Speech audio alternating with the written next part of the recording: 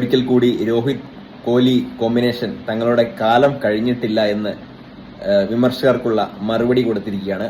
അതായത് ഗാംഗുലി സച്ചിൻ ഏറ്റവും കൂടുതൽ റൺസ് നേടിയ ആ ഒരു കോമ്പിനേഷൻ, അത് കഴിഞ്ഞാൽ രണ്ടാമതായിട്ട് ഏറ്റവും കൂടുതൽ റൺസ് നേടിയ ഇന്ത്യൻ കോമ്പിനേഷനാണ് നമ്മുടെ രോഹിത് കോഹ്ലി. രോഹിത് ശർമ്മ 121 റൺസുമായിട്ട് നോട്ട് ഔട്ടായിട്ട് നിൽക്കുന്നു. അതുപോലെ കോഹ്ലി 74 റൺസുമായിട്ട് നോട്ട് ഔട്ടായിട്ട് നിൽക്കുന്നു. അനായാസകരമായിട്ടുള്ള വിജയം 138ാമത്തെ ഓവറിൽ തന്നെ വിജയം നേടിയിട്ടുണ്ട്. ലാസ്റ്റൊക്കെ നോക്കുകയാണെങ്കിൽ ഹേസൽവുഡ് ഒന്നും പിന്നെ ബോൾ ചെയ്യാനേ വന്നിട്ടില്ല.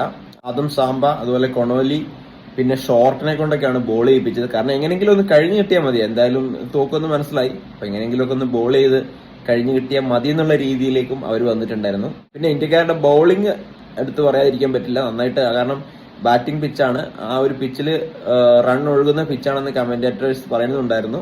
അപ്പൊ ആ റൺസിൽ ഓസ്ട്രേലിയ എന്ന് പറഞ്ഞ ടീമിനെ 236 താരതമ്യേന പരിചയക്കുറവുള്ള ടീമാണെങ്കിൽ കൂടി 236 റൺസ് എന്ന് പറഞ്ഞാൽ ആ ഒരു പിച്ചിന്റെ സ്വഭാവം അനുസരിച്ച് ആ ഒരു ക്രിക്കറ്റ് ഗ്രൗണ്ടിൽ, സിഡ്നി ക്രിക്കറ്റ് ഗ്രൗണ്ടിൽ അത് കുറഞ്ഞ സ്കോർ തന്നെയായിരുന്നു.